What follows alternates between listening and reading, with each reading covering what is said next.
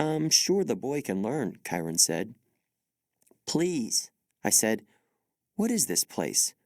What am I doing here? Mr. Brunn, Chiron, why would you go to Yancey Academy just to teach me? Mr. D snorted. I asked the same question. The camp director dealt the cards.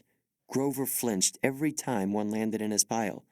Chiron smiled at me sympathetically, the way he used to in Latin class, as if to let me know that no matter what my average was, I was his star student.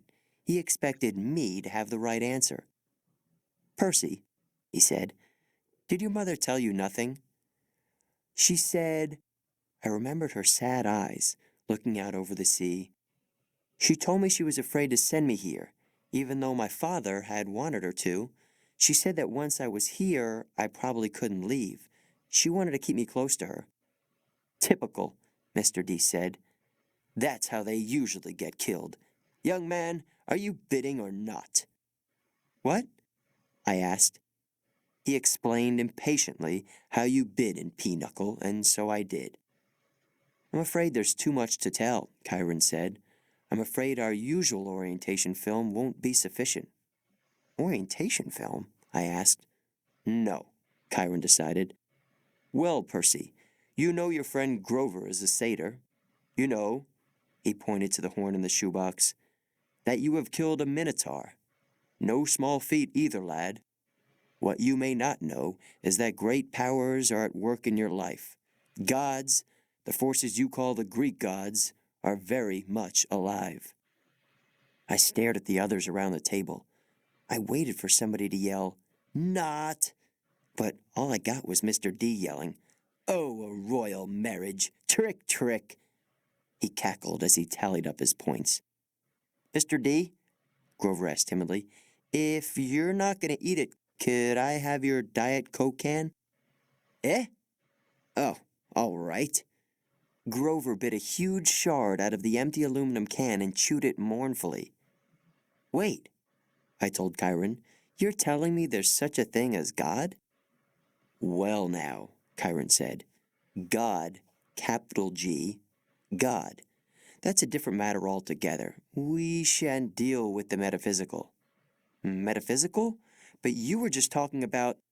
Ah, gods, plural, as in great beings that control the forces of nature and human endeavors.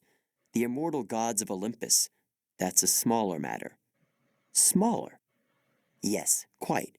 The gods we discussed in Latin class. Zeus, I said. Hera, Apollo. You mean them? And there it was again, distinct thunder on a cloudless day. Young man, said Mr. D, I would really be less casual about throwing those names around if I were you. But they're stories, I said.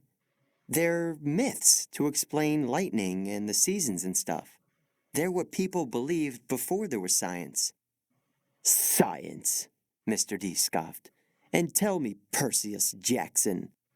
I flinched when he said my real name, which I never told anybody.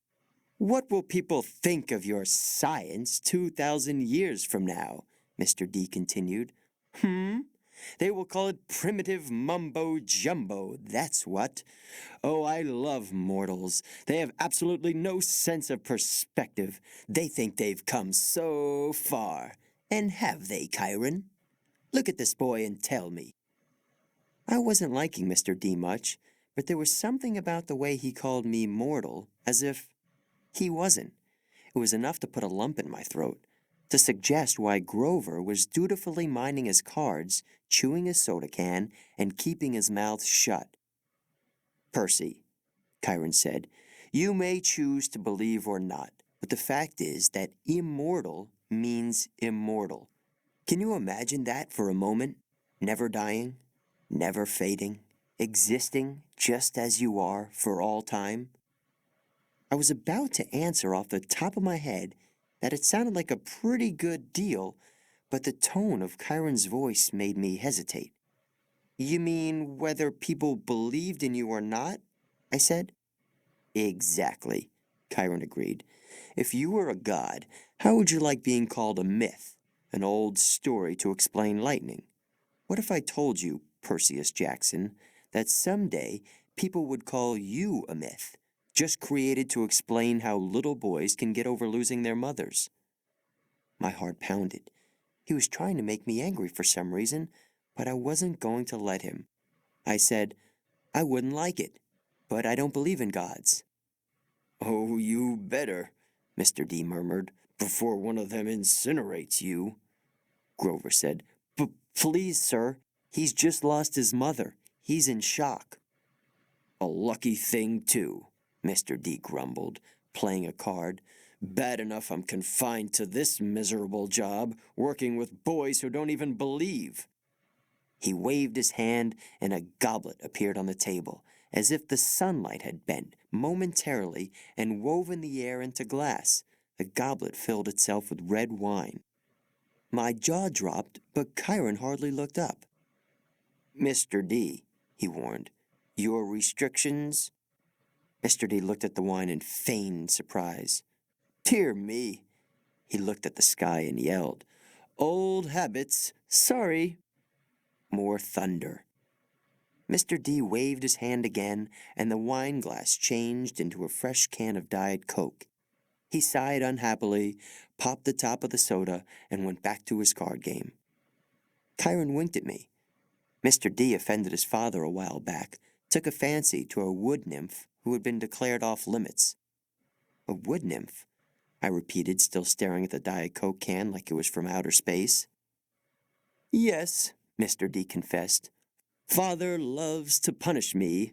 The first time, prohibition, ghastly, absolutely horrid 10 years. The second time, well, she really was pretty and I couldn't stay away. The second time, he sent me here, Half-Blood Hill, summer camp for brats like you. Be a better influence, he told me. Work with youths rather than tearing them down. Ha! Absolutely unfair. Mr. D sounded about 6 years old, like a pouting little kid. And, I stammered, your father is? D immortalis, Chiron, Mr. D said. I thought you taught this boy the basics. My father is Zeus, of course. I ran through D names from Greek mythology. Wine, the skin of a tiger, the satyrs that all seemed to work here. The way Grover cringed as if Mr. D were his master. You're Dionysus, I said, the god of wine. Mr. D rolled his eyes.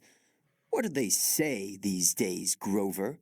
Do the children say, well, duh? Yes, Mr. D. Then, well, duh, Percy Jackson. Did you think I was Aphrodite, perhaps? You're a god. Yes, child. A god. You. He turned to look at me straight on, and I saw a kind of purplish fire in his eyes, a hint that this whiny, plump little man was only showing me the tiniest bit of his true nature. I saw visions of grapevines choking unbelievers to death, drunken warriors insane with battle lust, sailors screaming as their hands turned to flippers, their faces elongating into dolphin snouts. I knew that if I pushed him, Mr. D would show me worse things. He would plant a disease in my brain that would leave me wearing a straitjacket in a rubber room for the rest of my life. Would you like to test me, child? He said quietly. No, sir. The fire died a little. He turned back to his card game. I believe I win. Not quite, Mr. D, Chiron said. He set down a straight, tallied the points, and said, The game goes to me. I thought Mr. D was going to vaporize Chiron right out of his wheelchair, but he just sighed through his nose as if he were used to being beaten by the Latin teacher. He got up, and Grover rose too. I'm tired, Mr. D said. I believe I'll take a nap before the sing-along tonight. But first, Grover, we need to talk again about your less-than-perfect performance on this assignment. Grover's face beaded with sweat. Yes, sir. Mr. D turned to me. Cabin 11, Percy Jackson, and mind your manners. He swept into the farmhouse, Grover following miserably. Will Grover be okay? I asked Chiron. Chiron nodded, though he looked a bit troubled. Old Dionysus isn't really mad. He just hates his job. He's been, grounded, I guess you would say. And he can't stand waiting another century before he's allowed to go back to Olympus. Mount Olympus? I said. You're telling me there really is a palace there? Well, now, there's Mount Olympus in Greece, and then there's the home of the gods, the convergence point of their powers, which did indeed used to be on Mount Olympus. It's still called Mount Olympus out of respect to the old ways, but the palace moves, Percy, just as the gods do. You mean the Greek gods are here, like in America? Well, certainly. The gods move with the heart of the West. The what? Come now, Percy. What you call Western civilization, do you think it's just an abstract concept? No, it's a living force, a collective consciousness that has burned bright for thousands of years. The gods are part of it. You might even say they are the source of it, or at least they are tied so tightly to it that they couldn't possibly fade. Not unless all of Western civilization was obliterated. The fire started in Greece. Then, as you well know, or as I hope you know, since you passed my course, the heart of the fire moved to Rome, and so did the gods. Oh, different names, perhaps. Jupiter for Zeus, Venus for Aphrodite, and so on. But the same forces, the same gods. And then they died? Died? No. Did the West die? The gods simply moved to Germany, to France, to Spain, for a while. Wherever the flame was brightest, the gods were there. They spent several centuries in England. All you need to do is look at the architecture. People do not forget the gods. Every place they've ruled for the last 3,000 years, you can see them in paintings and statues on the most important buildings. And yes, Percy, of course they are now in your United States. Look at your symbol, the eagle of Zeus. Look at the statue of Prometheus in Rockefeller Center. The Greek facades of your government buildings in Washington. I defy you to find any American city where the Olympians are not prominently displayed in multiple places. Like it or not, and believe me, plenty of people weren't very fond of Rome either, America is now the heart of the flame. It is the great power of the West, and so Olympus is here, and we are here.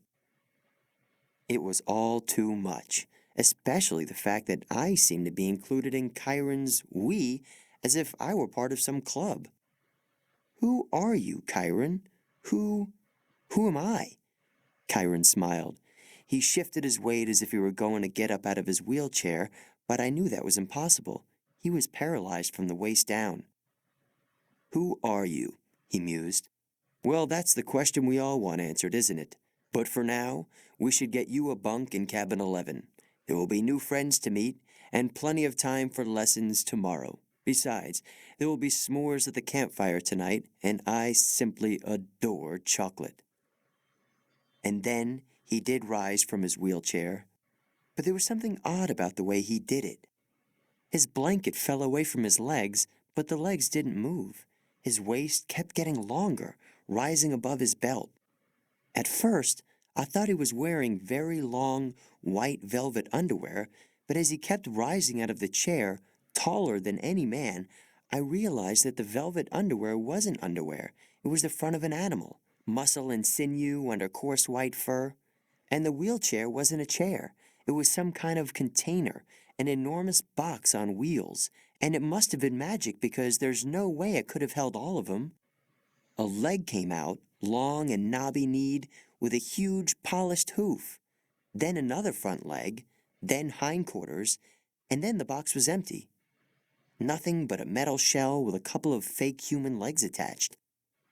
I stared at the horse who had just sprung from the wheelchair, a huge white stallion, but where its neck should be was the upper body of my Latin teacher, smoothly grafted to the horse's trunk. What a relief, the centaur said. I've been cooped up in there so long, my fetlocks had fallen asleep. Now come, Percy Jackson, let's meet the other campers.